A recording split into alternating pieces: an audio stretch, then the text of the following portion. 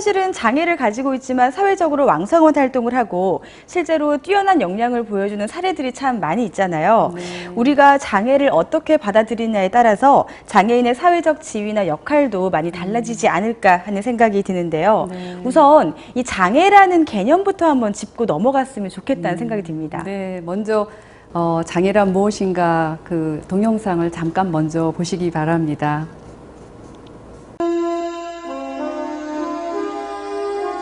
장애인이란 어떤 사람들일까요? 장애인이란 말 그대로 장애를 가진 사람. 그렇다면 그 장애란 과연 무엇일까요? 우리는 지금까지 장애란 사람 자체의 문제라고 믿어왔습니다. 하지만 이제 장애에 대한 정의는 바뀌어야 합니다. 적합한 휠체어만 있다면 바닷가를 산책할 수 있고 특별 제작된 자동차만 있다면 어디로든 떠날 수 있습니다. 손을 못 움직여도 캔버스가 대신 움직여주면 되고 다리로 밟을 수 없다면 손으로 페달을 돌리면 됩니다. 이렇게 같이 춤을 출 수도 있습니다. 그렇다면 다시 한번 물어봅니다. 장애란 누가, 무엇이 만들어내는 걸까요? 그리고 장애와 장애인의 의미를 바꿔가는 건 과연 무엇일까요? 예, 이렇게 장애가 있어도 그 주변의 환경이나 제도, 이렇게 사회 정책이 어떠냐에 따라서 장애가 되지 않는 그런 사회에서 우리 장애인들이 살아갈 수 있습니다. 장애는 먼저 이렇게 뭔가 이렇게 손상이 있죠. 다리에 다리가 없다든가 아니면 볼 수 없다든가 이렇게 그 손상이 있는 상태가 이제 우리가 장애라고도 하고요.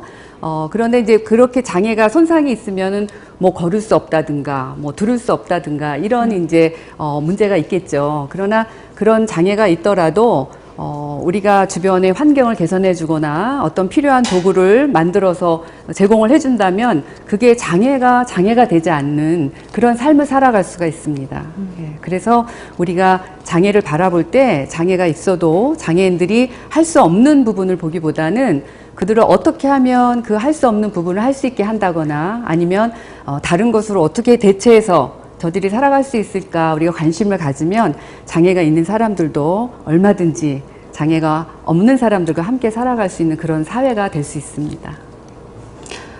그리고 이렇게 이제 장애인들이 장애가 있지만 우리가 장애인들의 표정을 보면 그 나라의 이제 국격을 알 수 있다는 얘기를 많이 하거든요.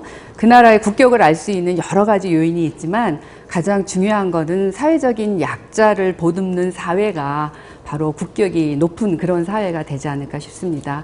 그래서 장애인들이 아까 여러분들 학교에서 밝은 모습 본 것처럼 사회의 어느 지역을 가든 어디를 가든 장애인들이 밝게 웃는 모습을 볼 수 있는 사회, 그게 바로 국격이 높은 선진국이 아닐까 싶습니다. 그래서 우리나라도 그렇게 장애인들이 활기를 치고 거리에서 자주 볼 수 있고 밝은 모습으로 장애가 없는 사람들과 함께 살아갈 수 있는 그런 사회가 되도록 해야 되지 않을까 싶습니다.